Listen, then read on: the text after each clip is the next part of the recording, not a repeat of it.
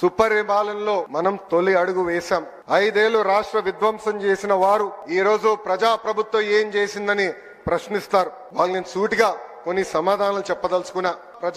ప్రభుత్వం వచ్చిన తర్వాత ప్రజలు ఈ రోజు ప్రశాంతంగా ఉంటున్నారు. ప్రజా ప్రభుత్వం వచ్చిన తర్వాత ప్రజల ముఖంలో చిరునవ్వు ఈ రోజు కంపడుతుంది. ప్రజా ప్రభుత్వం వచ్చిన తర్వాత ప్రజా సంఘాలకు ప్రశ్నించే హక్కు కూడా ఈ రోజు కూటమి ప్రభుత్వం అందించింది. నియంత పాలన నుంచి ప్రజలకి నిజమైన స్వాతంత్రం ఈ రోజు వచ్చింది. అన్ని సాధించామని కూటమి ప్రభుత్వం కాళ్ళు ఎగరేసుకుని తిరగట్లేదు.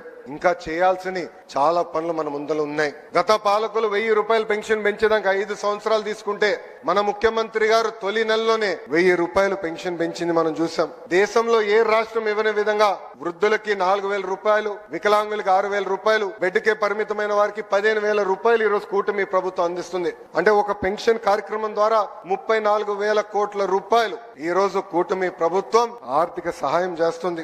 ఇంకా సూపర్ 6 లో ముఖ్యమైన హామీ తల్లికి వందనం. 67,27,164 మంది విద్యార్థులకు మనం తల్లికి వందనం కార్యక్రమం ఇస్తున్నాం.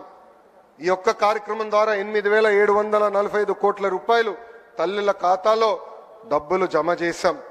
ఇంకా first class, inter first class విద్యార్థులు చేరిన వెంటనే వాళ్ళు కూడా తల్లికి వందనం అందిస్తుంది కూటమి ప్రభుత్వం.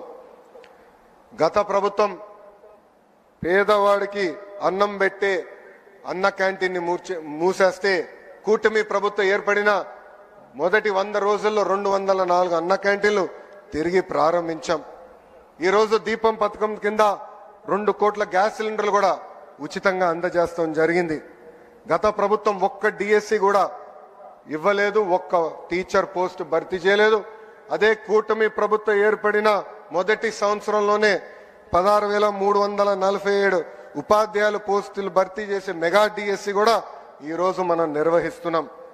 ఈ నెలలోనే అన్నదాత సుఖీభవ, ఆగస్టు 15కి మహిళలకు ఉచిత బస్ ప్రయాణం. గత పాలకులు ఆస్తులు కొట్టేసేదానికి తీసుకొచ్చిన ల్యాండ్ టైటిలింగ్ యాక్ట్ కూడా కూటమి ప్రభుత్వం రద్దు చేస్తాం జరిగింది. పేదలకి చేయూత ఇవ్వటమే కూటమి ప్రభుత్వం లక్ష్యం. అందుకే గౌరవ ముఖ్యమంత్రి గారు P4 అద్భుతమైన కాన్సెప్ట్ ప్రకటించారు.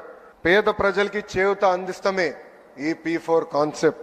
బంగారు కుటుంబం మార్గదర్శకులందరికీ నా హృదయపూర్వక ధన్యవాదాలు తెలుపుతున్నా. నేను ఏ రాష్ట్రానికి వెళ్ళినా, కేంద్రంలో ఏ మంత్రిని కలిసినా వాళ్ళందరూ ఒకటే అంటారు, బాబు గారు ఈ రోజు ఆలోచించింది దేశం రేపు ఆలోచిస్తుందని. అలాంటి అద్భుతమైన కాన్సెప్ట్ P4 అని సభాముఖంగా మీ అందరికి తెలుపుతున్నా.